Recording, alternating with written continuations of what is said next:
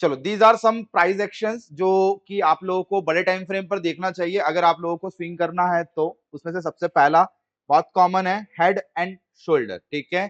ये bearish head and shoulder है if it will appear on top. अब आप देख लो इसके अंदर क्या क्या बन रहा है। एक शोल्डर बन रहा है left, then right shoulder, right है अपना, राइट शोल्डर है, तो उसके बाद में हेड है। अब आप लोगों का जो ट्रेड है वो होगा कहां से, ये कहलाएगा ब्रेकआउट ट्रेड डाउन साइड की तरफ। You have to draw this points, 1 2 3 4, fourth point will be what, breakout point. अगर टॉप पे बन रहा है, मोमेंटम देख लो इस टाइप से बनेगा, ये रियलिटी नहीं है, ठीक है। हम जो बना रहे हैं वो रियलिटी नहीं है, उसके अंदर देखो ये रियलिटी है। हमारा एक्सपेक्टेशन है कि आएगा फोर्थ पॉइंट पर, या तो क्या करेगा, नंबर 1 सस्टेन, सस्टेन अबो सपोर्ट, सस्टेन बिलो सपोर्ट, ठीक है। बिलो जो भी बोल दो आप, क्योंकि ये सपोर्ट ही होगा, इसके ऊपर सपोर्ट के ऊपर सस्टेन या इसके नीचे सस्टेन, पहला कंडीशन। दूसरा कंडीशन ब्रेकआउट, ब्रेकआउट के बाद में retest and then final breakout, trend continue. Clear है? चार बातों का ध्यान रखा करो जब भी ब्रेकआउट आता है। नेकलाइन या फिर आप इसको सपोर्ट लाइन बोल दीजिए, this is the strong support.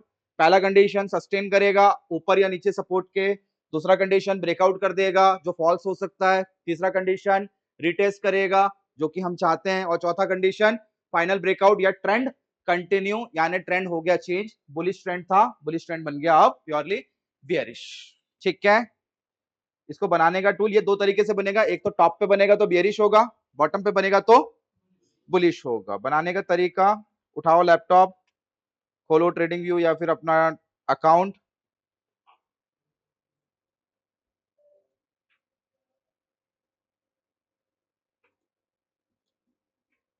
छोटे टाइम फ्रेम बड़े टाइम फ्रेम पर कहीं बनते हुए दिखे तो ड्रॉ इट।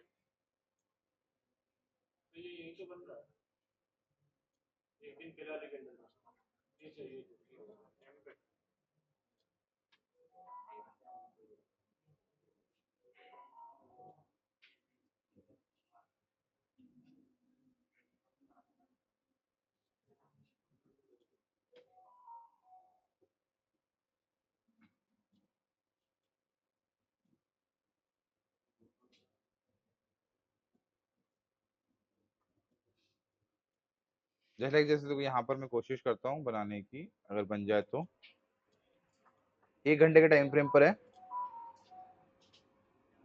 ठीक है। एक्स एबीसीडी करके फिब के नीचे एक टूल है, फिब रिट्रेसमेंट के नीचे एक्स एबीसीडी करके एक टूल है, उसी के अंदर आपको मिलेगा हेड एंड शोल्डर, ठीक है। ये सारे प्राइस एक्शन है जितने भी हैं, ये सारे प्राइस एक्शन है, X ABCD cypher head and shoulder ABCD pattern, ठीक है, triangle, three drives, this all are patterns. ये हम लोग सब करेंगे वन बाय वन।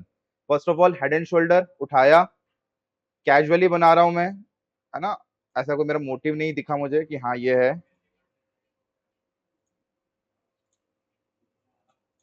नेकलाइन बन गया, ऑटोमेटिकली ड्रॉ हो जाता है। अब आप लोग अपने जो भी टूल्स हैं इंडिकेटर्स को यूज कर सकते हो। देखो अब यहाँ पे टारगेट स्टॉप लॉस कितना होना चाहिए अकॉर्डिंग टू शोल्डर की हाइट या हेड की हाइट, ठीक है।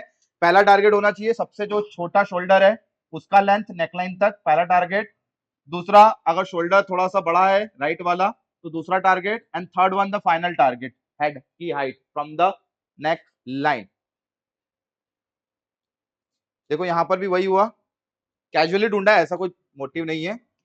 Breakout, false, retest, final breakout, trend continue. ये कैसा हो गया, ये बॉटम में बना हुआ है तो इनवर्स हेड एंड शोल्डर, ये बुलिश इन नेचर है।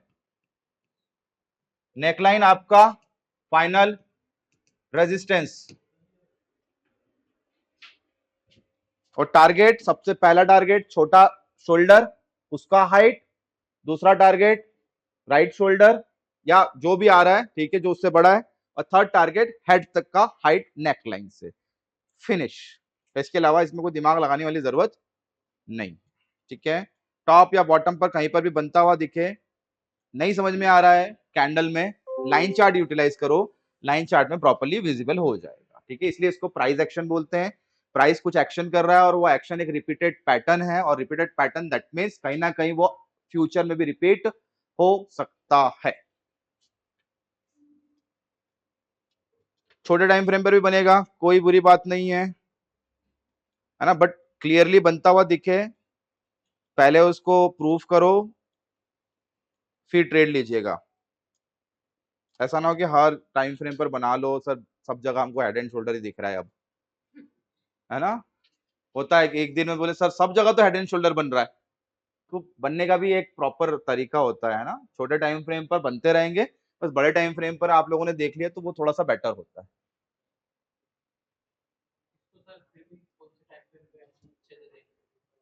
बड़े टाइम फ्रेम पर ज्यादा बेटर तरीके से काम करेगा।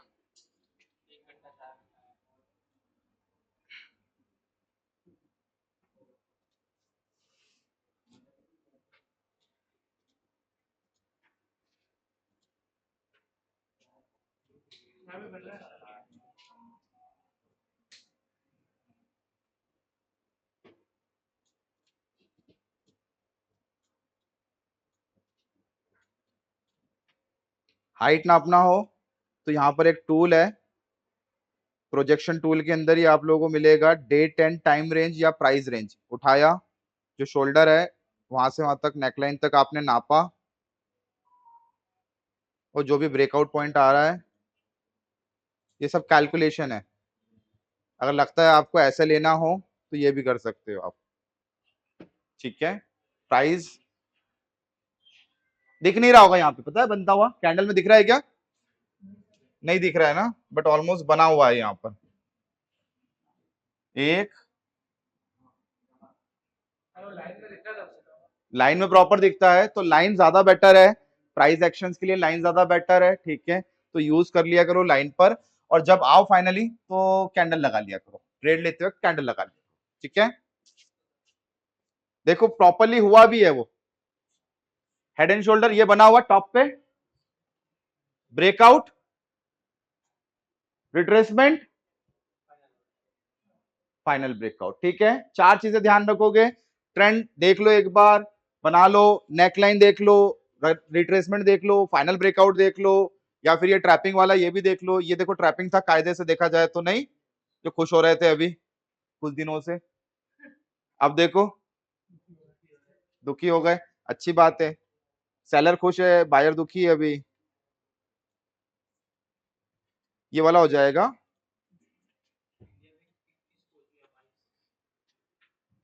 जब तक गिरता रहेगा मार्केट वो बढ़ना चालू नहीं होगा, घटना चालू नहीं होगा जब तक।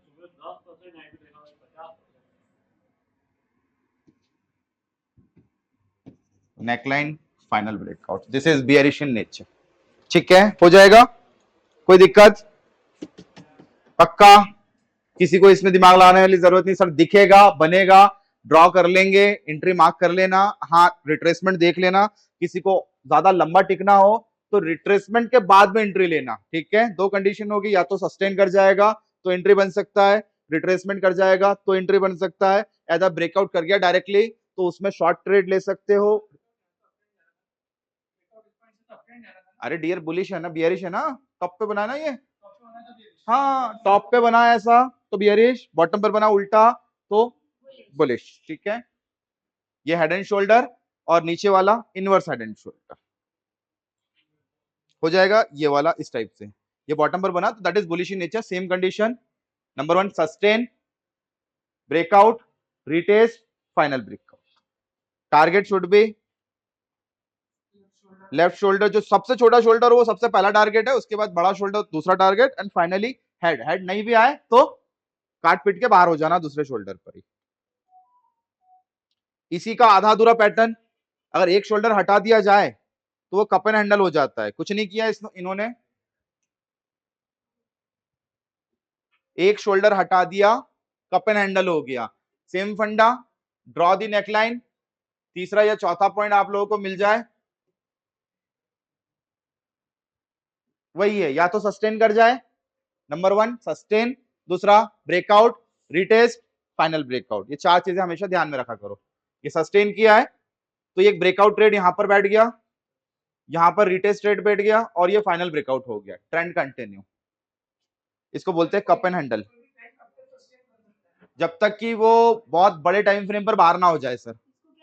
छोटे टाइम फ्रेम पर बाहर हो गया है तो आप रुक सकते हो, डरने की जरूरत नहीं है। बड़े टाइम फ्रेम से वो बाहर हो गया है और बड़े टाइम फ्रेम में सस्टेन कर रहा है, यानी और नीचे जाने की तैयारी में है, और वॉल्यूम नहीं बढ़ रहा है, वॉल्यूम धीरे धीरे कम हो रहा है तो गिरता जाएगा। ठीक है, cup with handle, cup with handle. ठीक है, कप बी शेप या यू शेप का भी हो सकता है। रोज सुबह सुबह जब चाय का गिलास हाथ में लो तो तुम्हें ये कप एंड हैंडल ही दिखेंगे। ठीक है, एंट्री कहां पर है? अच्छी बात है, अच्छी बात है। एंट्री कहां से लेंगे बताओ इसमें? एंट्री एंट्री एंट्री,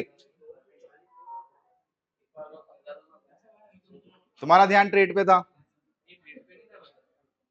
ये वाला लगा के देख रहा था, वो पता है तो रिटेस्ट पे भी उठा सकते हैं। एक तो ब्रेकआउट एंट्री बैठेगी, हाँ जी, और एक रिटेस्ट पे एंट्री एंट्री एंट्री, तो रिटेस्ट में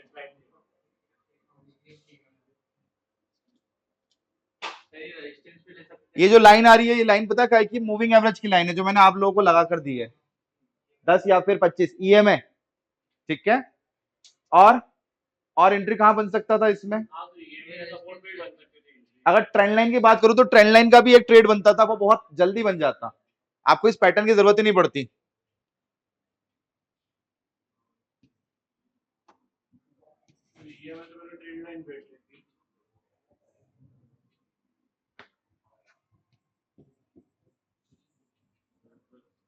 एक यहां पर ब्रेकआउट ट्रेड बनता, सस्टेन कर रहा था तो आपको ये वाला एक ट्रेड मिलता, सस्टेन वाला एक ब्रेकआउट ट्रेड, फिर फाइनल ट्रेड यहां से यहां तक मिलता। बहुत सारे ट्रेड मिल जाते हैं, बट इस पैटर्न में आप लोगों को एक ही एंट्री मिल रही है, ये रहा।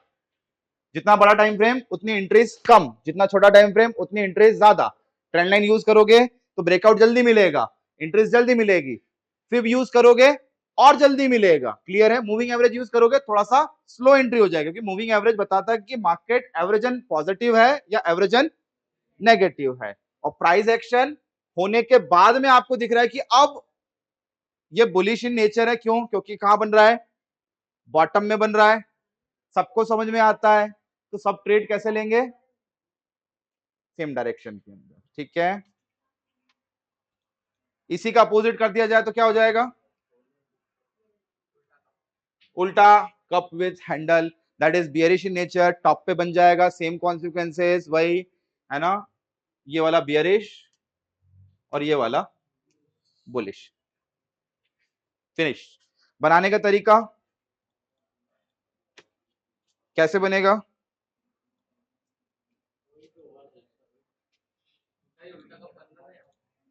उल्टा कप बन गया क्या? ये वाला, मैं वही बोला, हेड एंड शोल्डर का पार्ट है ना वो।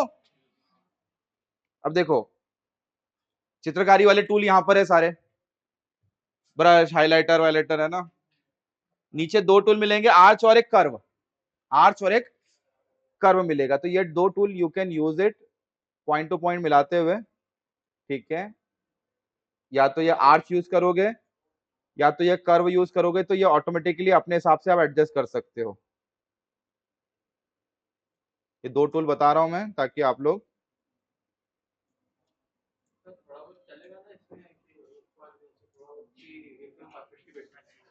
होता कुछ नहीं अगर मार्केट ऐसे चल रहा है तो कर्व शेप बनना चाहिए। ये प्रॉपर कप एंड हैंडल है, मतलब नीचे नेकलाइन प्रॉपर होना चाहिए। ये तो ऊपर मोमेंटम चल जाएगा। ये जो गिरने का जो रिदम है, बढ़ने का जो रिदम है, ये कर्वी शेप में होना चाहिए। ज्यादा गिरे ना, मार्केट धीरे धीरे धीरे एवरेजन गिरता रहता है, ये इसकी निशानी है। शेडो से कोई मतलब नहीं भाई, shadow is a variation only. मतलब होगा लाइन चार्ट में बॉडी क्लोजिंग वाला फंडा होगा और ये वाला ब्रेकआउट का होगा।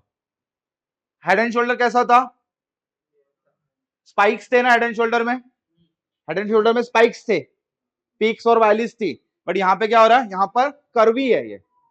तो दोनों को आइडेंटिफाई करने का काम आपका होगा। अगर प्रॉपर चाहिए तो कर्वीनेस चाहिए इसके अंदर और इसमें स्पाइक्स चाहिए, ठीक है। कप एंड हैंडल बनाने का तरीका बता दिया मैंने। सर आर्च और ये यहाँ मिलेगा आपका ब्रश वाला टूल है एक, है ना, ब्रशेस करके टूल्स है, उसके अंदर आप लोगों को ब्रशेस, हाइलाइटर्स, एरोज और बहुत सारी चीजें, रेक्टेंगल मिल जाएगा, ठीक है, पाथ मिल जाएगा। कौन सा पॉलीगन?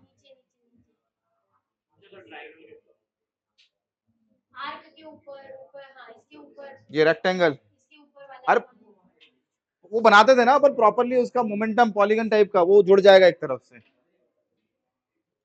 उठा के, ये